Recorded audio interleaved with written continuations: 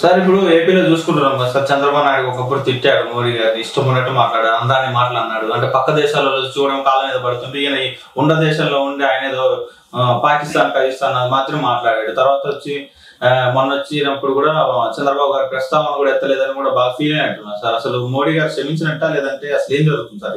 ఈయన క్షమింపని అడిగితే కదా ఫస్ట్ నేను తప్పు చేశానని చెప్పని ఈయన రియలైజ్ అయితే నేను తప్పు చేశాను లాస్ట్ టైము, ఈసారి మనం తప్పు చేయకూడదని ప్రజల ముందు వచ్చి మాట్లాడితే కదా ఆయన క్షమించేది. నాకైతే ఆయన క్షమించినట్టు కనపడట్లా. ఆయన చాలా ఆక్రోషంగా ఉన్నాడు మోడీ గారు. ఎందుకంటే అబద్ధాలు నిజాలుగా చెప్పి ఆయనకి అగెనెస్ట్గా ప్రచారం చేసింది ఈయన చంద్రబాబు, రైట్? చేసి ఇప్పుడు మరి స్టేజ్ మీద గుత్తగా క్షమాపణ అడగకుండా ఊరికైనా పొగుడుతూ ఉంటే జనాలకి ఎవరికి మింగుడు పడట్లా. బీజేపీ సపోర్టర్స్గా మింగుపడట్లే, తెలుగుదేశం సపోర్టర్లు కూడా మింగుడు ఏది నిజమని నమ్మాలా? మోడీ అందరి మీద ఈడీ కేసులు పెట్టి అది పెట్టి ఇది పెట్టి ప్రెషర్ పెడుతున్నాడని చెప్పని అంటున్నారు. అట్లా పెట్టి ఈయన ఏదో వంచాడని అనుకుంటున్నారు జనాలు. కానీ ఈడీ కేసులు ఏమన్నా దొంగ కేసులు పెట్టిందా? ఏ ఒక్కటైనా దొంగ కేసు పెట్టిందా సెంట్రల్ గవర్నమెంటు?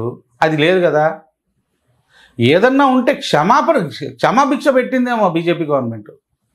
అంటే వాళ్ళలో రియలైజేషన్ వస్తే వాళ్ళని ఏమన్నా చేసిన తప్పుకు కూడా వాళ్ళకి ఏదైనా పరిహారం కట్టించుకొని వాళ్ళని క్షమాభిక్ష పెట్టిందేమో కానీ తప్పుడు కేసు అయితే బనాయించలా. కాంగ్రెస్ గవర్నమెంట్ తప్పుడు కేసులు బనాయించేది హిందువుల మీద. బీజేపీ ఎవరి మీద తప్పుడు కేసు అయితే బనాయించలేదే, క్షమాభిక్ష ఇచ్చుంటుంది. మరి అటువంటి బీజేపీని ఇప్పుడు మోడీ గారు వచ్చినప్పుడు మొన్న కొంచెమన్నా పొగిడాడా ఈ అలయన్స్ని? ఎందుకు అంత తటస్థంగా కూర్చొని ఉన్నాడు మోడీ గారు? ఈ గ్రౌండ్లో ఈ రోజుకి కూడా చంద్రబాబు పొత్తు ధర్మం నిర్వహించట్లేదు. బీజేపీ అడిగిన సీట్లు ఇవ్వలేదు. ఆయన ఇష్టం వాళ్ళకి చెప్పకుండా ఈయన క్యాండిడేట్లను డిక్లేర్ చేసేసాడు. సో బీజేపీకి వచ్చే గెయిన్ ఏంది ఇందులో అని చెప్పానంటే ఏం లేదు పెద్దగా.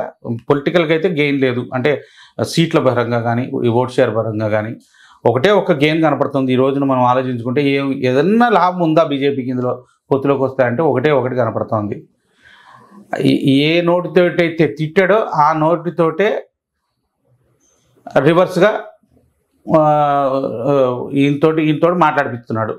అదొక్కటే తప్పితే ఇంకా ఏం కనపడట్లా. అయితే ప్రజల్లో మాత్రం ఈయన పొగడతలు ఎవరు భరించలేకపోతున్నారు. ఇన్ని రోజులు ఇంత తిట్టి ఇంత కోపం తెప్పించి జనాలకి ఎలక్షన్స్ జస్ట్ ముందు ఇట్లా చేస్తే కుదరదు. ఇప్పుడు జనసేన టీడీపీ కొంచెం పొత్తు అనేది లాస్ట్ 3-4 సంవత్సరాల నుంచి టాక్స్ నడుస్తూ ఉన్నాయి కాబట్టి కొంత జెల్ అయ్యారు జనసేన వాళ్ళు, టీడీపీ వాళ్ళు. కానీ బీజేపీతో జెల్ అవ్వలేకపోతున్నారు.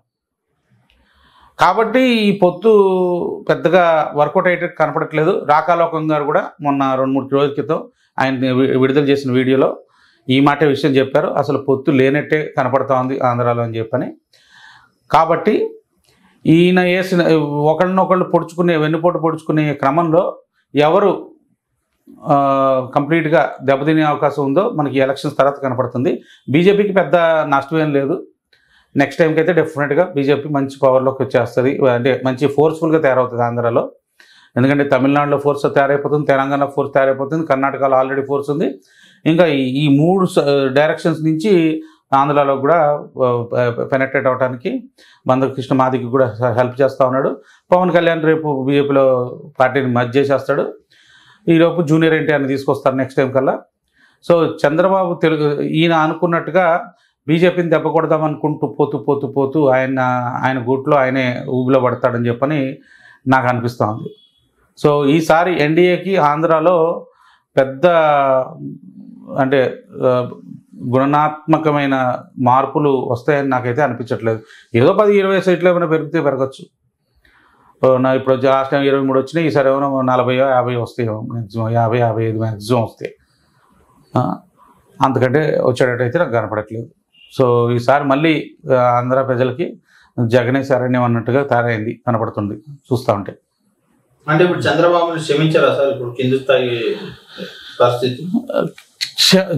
ఇప్పుడు టీడీపీ వర్కర్స్ ఎవరైతే చంద్రబాబు చెప్పిన మాటలు విని నమ్మిన టీడీపీ వాళ్ళు మాత్రం బీజేపీని క్షమించట్లా. ఈయన్ని క్షమించడం పక్కన పెట్టు, ఈయన ఏదో ఈయనకి ఏదో గన్ను పెట్టి ఈ మాటలు చెప్పిస్తున్నాడు మోడీ అని చెప్పని వాళ్ళు అనుకుంటున్నారు. బీజేపీ వాళ్ళేమో ఈయన్ని నమ్మటానికి లేదు, వీడు మళ్ళీ గేమ్ ఆడుతున్నాడు, వీడు మళ్ళీ వెనుపడి పొడుస్తున్నాడు, ఈ జనసేన పార్టీకి ఏమిచ్చి ఈ పొత్తు క్రియేట్ చేశాడో మనకు తెలియదు, కానీ చంద్రబాబుని మాత్రం నమ్మకూడదని చెప్పని ఆయన చేసే యాక్టివిటీస్ మీద వీళ్ళకుంది. సో మనం ఎలా చెప్పగలుగుతాం? ఇంకా వీళ్ళకి ఎవరిని క్షమించాలి ఇక్కడ? సో ఎవరిని క్షమించట్లా, అది జరుగుతుంది. ఏంటంటే టీడీపీ వర్కర్స్ మోడీని క్షమించట్లా, బీజేపీ వర్కర్స్ చంద్రబాబుని క్షమించట్లా. దానివల్ల ప్లస్ అది పక్కన పెట్టి పొత్తు ధర్మం ఈయన పాటించట్లా, ఎవరు? చంద్రబాబు.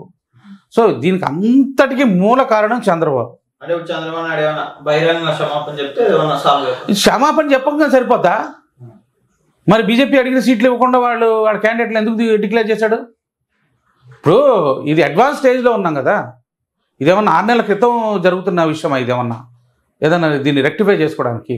ఇప్పుడు ఇంకా ఈ సిచ్యువేషన్లో ఎవరు నమ్ముతారు చంద్రబాబుని? పొత్తు పెట్టుకొని ఇన్ని సీట్లు ఇచ్చి వాళ్ళు అడిగిన సీట్లు ఇవ్వకుండా వాళ్ళ సీట్లలో నువ్వు క్యాండిడేట్లను పెట్టి ఓడిపోయే సీట్లు మాత్రమే మీకు ఇస్తామని చెప్పానంటే ఇంకా బీజేపీ వాళ్ళు చేసే పని వాళ్ళు చేస్తారు. వాళ్ళు చేసే వాళ్ళకి ప్రతి దానికి వాళ్ళకి కౌంటర్ ఉంటారు. వాళ్ళకి బీజేపీ వాళ్ళు ఆడే chess game 10 level chess game. వీళ్ళు 1 లెవెల్ చెస్ గేమ్ ఆడటం వచ్చి వీళ్ళకి, ఈ సెక్యులర్ వాదులకి సింగిల్ లెవెల్ చెస్ గేమ్ ఆడతారు. మోడీ ఆడేది 10 లెవెల్ చెస్ గేమ్. ఆ కాంప్లెక్సిటీ వీళ్ళకి అర్థం కాదు. సో వీళ్ళకి అర్థం కావాలంటే ఎలక్షన్స్ అయిపోవాలి, అప్పుడు కానీ అర్థం కాదు. మనం ఏం గేమ్ ఆడాం, వాళ్ళు ఏం గేమ్ ఆడదామని తెలుస్తుంది.